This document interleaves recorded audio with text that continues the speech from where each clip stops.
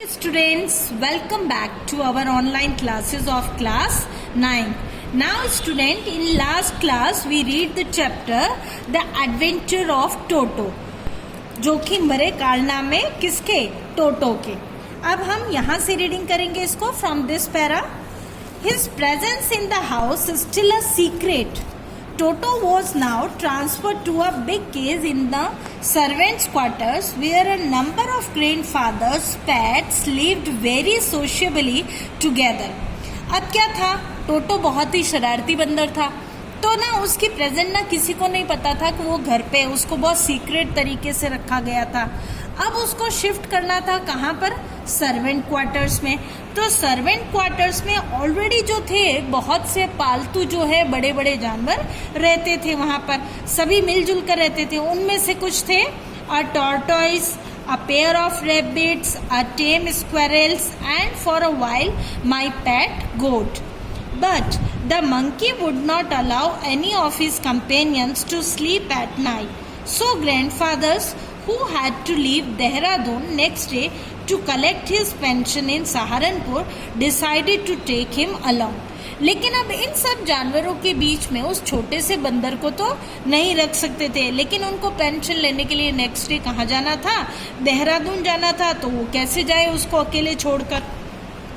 Unfortunately, I could not accompany grandfather on that trip, but he told me about it afterwards. A big black canvas kit bag was provided for Toto. अब मैं उनके साथ नहीं जा पा रहा था इसमें, लेकिन उन्होंने मुझे कहा कि बहुत बड़ा सा एक जो काला बैग है, किट बैग है, वो मुझे दो, मैं उसमें टोटो को डालकर अपने साथ ले जाऊंगा. This with some straw at the bottom, और कुछ स्ट्रॉ भी उसके लिए डाल लिया. Became his new abode. When the bag was closed, there was no escape and Toto could not get his hands through the opening and the canvas was too strong from him to bite his way through. अब उस bag को बंद करने के बाद ना तो टोटो अपने हाथ पांव वहां से बाहर निकाल सकता था, ना ही उसको काट कर बाहर निकल सकता था. His efforts to get out only had the effect of making the bag roll about on the floor or occasionally jump into the air. An exhibition that attracted a curious crowd of onlookers on the Dehradun railway platforms. Toto remained in the bag as far as Saharanpur, but while grandfather was producing his ticket at the railway turnstile. अब क्या हुआ?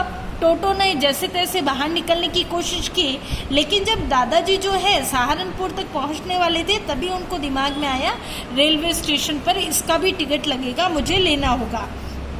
Toto suddenly poked his head out of the bag and gave the ticket collector a wide grin. And the poor man was taken aback, but with the great presence of mind and much to grandfather's annoyance, he said, "Sir, you have a dog with you?" लेकिन अब उसे पता ही नहीं चला कि टोटो जो है वो छोटा सा बंदर है या पेट डॉग है. उसने कहा कि आपके साथ ये कुत्ता है. यू विल हैव टू पे फॉर इट अकॉर्डिंगली. उसने कहा आपको इसका पे तो करना पड़ेगा, टिकट लेना पड़ेगा. In vain did grandfather take Toto out of the bag. In vain did he try to prove that a monkey did not qualify as a dog or even as a quadruped. Toto was classified a dog by the ticket collector and 3 rupees was the sum handed over as his fare. लेकिन टोटो को उसने कैसे मतलब identify किया?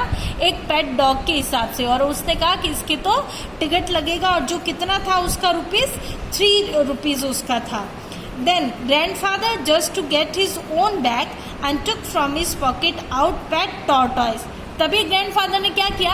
एक पेट tortoise भी निकाला, और क्या कि तुम्हें इसका भी पैसा लगेगा. What must I pay for this? Since you change for all animals, क्योंकि तुम सभी जानवरों का लेते हो तो तुम इसका भी लोगे.